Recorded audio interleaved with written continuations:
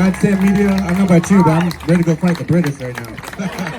All right. So my next guest here, her name is Carmen Estel. She's also another freedom fighter. One of the most interesting things I knew about her was that she actually went down to Hong Kong when they were protesting for their freedoms. So she knows what's going on outside of the world, outside of America, and she sees the same things here. So I'm gonna let her speak here. Give her a round of applause. Her name is Carmen Estel.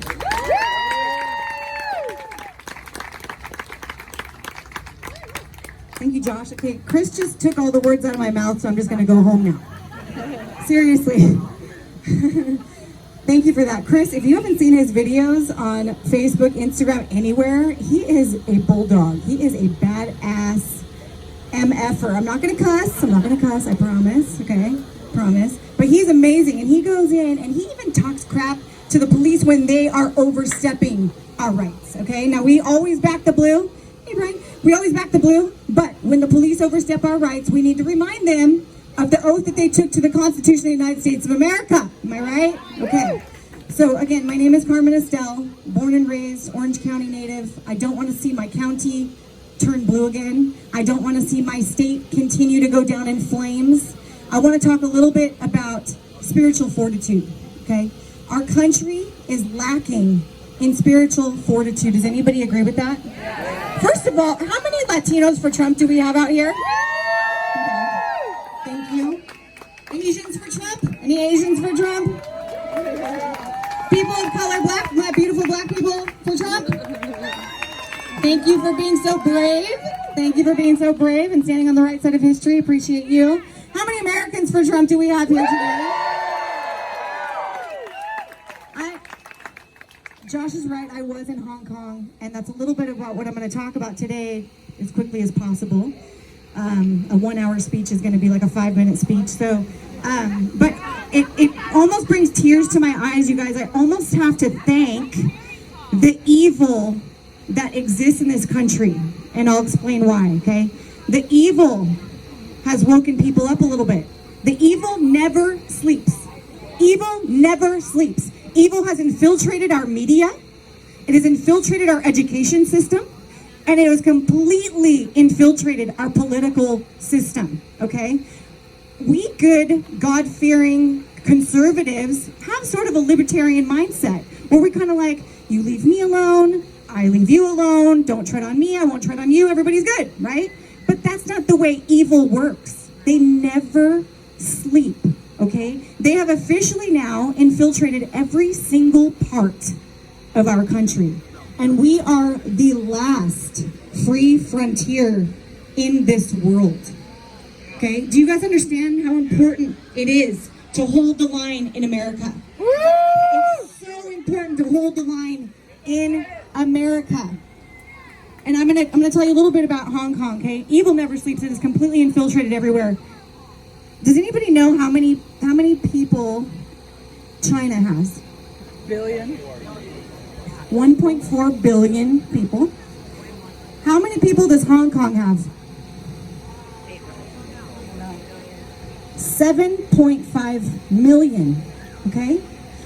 7.5 million people are taking on 1.4 billion people in China, okay? That's what I call spiritual fortitude, all right?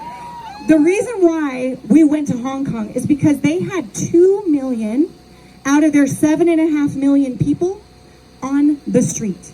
That is almost a third of their population. That would be equivalent to us having 1 million patriots on the street in one weekend, all in the same location. Okay, that's what they did. All in the same location, a third of their population were fighting the Chinese Communist Party, okay, which is actually not that big. It's about 90 million people that belong to it, okay, that fight for this regime. There's only less than 400 people run the Chinese Communist Party. If the people of China only knew how much power they have, if they even knew that they could stand up and break out of the shackles that they are in, okay? People talk about humanitarian crises in the United States. We talk about oppression here. But then you have people like LeBron James, who's literally using slave labor to make his jerseys and his tennis shoes in China, okay? Thank you. Complete hypocrisy. Complete hypocrisy, okay? We went over there and these people, I went over there kind of at the beginning where the media wasn't discussing what was going on in Hong Kong. It's so important. What's going on in Hong Kong, I cannot express how important it is. It is literally God giving you a preview of what's coming in America, okay? I said this when I was there. I said, I feel God is waving a red flag to the rest of the world and telling us to pay attention. I said this on the 4th of July when I was in Hong Kong, and I said, this was last year, this is before anybody really knew what was going on. I said, God is waving a red flag and saying to the rest of the world, pay attention to what's happening here. Because they are literally a free society that's gonna be slowly taken over by a communist society. It's real life slavery. They have concentration camps there. How come nobody's talking about this? Nobody's talking about this. We talk about the Jewish concentration camps, but we don't talk about the fact that they actually still have millions and millions of people enslaved in China right now in concentration camps. They call them re-education camps. It's a very nice way of putting slavery, okay? So, and what they do is you're not allowed to have what they call freedom of thought, okay? You're not allowed to have a belief. You're not allowed to have a God. You must bow to the atheist, CCP. That is the only thing you are allowed to bow to if you are one of the 1.4 billion Chinese citizens. And nobody's talking about this humanitarian crisis. Now, the Hong Kongers, they're a free society. Does anybody know that the Hong Kong was deemed the #1 most free economy in the world 25 years in a row? Okay? If you want to own a business, you want to flourish, Hong Kong is the place to do it. Right next door is the absolute worst place to do it, right? So they know what's coming down the pike. They fully understand the fact that they are 100% free people and they are about to become slaves in less than, about 25 years, 27 years they have. But the Communist Chinese Party are taking them over too quickly. And so they turned up the heat on the boiling frogs, okay? And now they can tell. They're like, wait a second, we got to stop this freight train. They're not allowed to take over until 2047, and they're starting to do it now. So that's why Hong Kong is revolting. And they're out there. And when we went there, they were out there. What I thought was really weird is they're patriots, right? But they don't have any flags. No flags. There's not a single flag in Hong Kong. And we were out there with hundreds of thousands of Hong Kong patriots. And I was like, what is going on here? Why aren't there any flags? They don't love their country. I talked to these people. The Hong Kong flag was designed by Communist China, so that's why they refused to fly it. Good for them. So we told them, you need to fly the American flag. We brought the first American flag to Hong Kong on July 4th, 2019. We flew it in front of the Chinese army complex that's in the heart of Hong Kong. I thought we were gonna die. I was like, all right, please forgive me of all my sins. We're gonna die today. Thank you, God. We were literally flying American flags in front of the Chinese army complex, and they have loaded, fully automatic rifles ready to murder us. But we didn't care. We just kind of marched back and forth and just hoped for the best. Luckily, we're still here. But what we did was that the Hong Kongers were actually afraid of our flag because China has a monopoly on the media, just like what's happening here, right? We need to stop this freight train. Okay, this is part of the deal. They have a monopoly on their media. The Chinese media has told 1.4 billion people that the Hong Kongers are working with American CIA, and that's why they're revolting, okay? So everybody thought we were CIA when we were there, flying our American flags. Like, are you CIA? Like, no, what are you talking about? Well, they told us. Okay, obviously it's not true.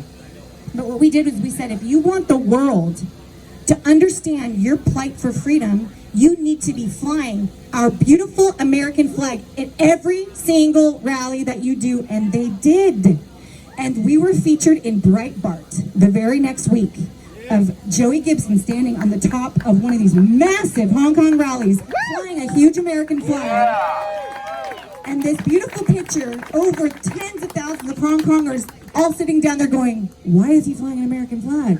But he flew it, and then we started educating people the entire time we were there. We're like, all of you need to be flying the American flag if you want international attention on this problem, okay? And they all did. They actually did. And now, media will slowly pick it up. Slowly but surely, the media will pick it up.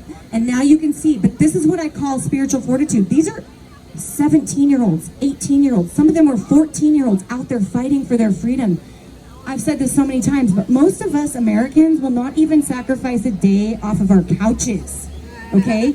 I'm actually happy that I see hundreds of people here today. I'm so happy. It brings tears to my eyes. But I would so much rather see 100 million of us out on the street. You know what I mean? Like the Hong Kongers. So my message is, be like Hong Kong. Spread that message of spiritual fortitude, because evil never sleeps. And we've been asleep at the wheel for way too long. And if you need some inspiration, go watch the Hong Kong videos of those beautiful people flying our American flag. I don't know about you, but I would much rather trade Antifa and BLM, and I'll take all the Hong Kongers, and they can come live in America, because they understand, okay? They understand what freedom looks like, and they understand what it looks like for it to be taken away. And we need to understand this too. We need to educate people, okay? And I'm going to leave you with this. There were two things that the Hong Kongers said to me when we were there. They would say, we so wish that we had a Second Amendment, okay? We so wish. So we need to protect our Second Amendment with every ounce that's in us. Every single piece of life breath that is in us, we need to protect our Second Amendment. That's the only reason why China and other countries have not taken us over, because we have a gun behind every blade of grass in America, okay? That's number one. The second thing they said to us, and this broke my heart, and I don't want to cry, I promised I wouldn't cry. They said, please take our message back to Donald Trump. He is the only president who has ever stood up to communist China, and we love him so much. They love our president more than Americans love our president. And every single Hong Konger begged us to tell Donald Trump and send him that message, because they love him and they love America and freedom so much. So please, be like Hong Kong. God bless each and every single one of you. Thank you for doing something for your country, and keep it going. I love you. God bless you. Amen. God bless America. Thanks again, Carmen. Give a round of applause, guys. That's a real freedom fighter. Next, I have Leigh Dundas. She's a human rights attorney. She's been all over the country.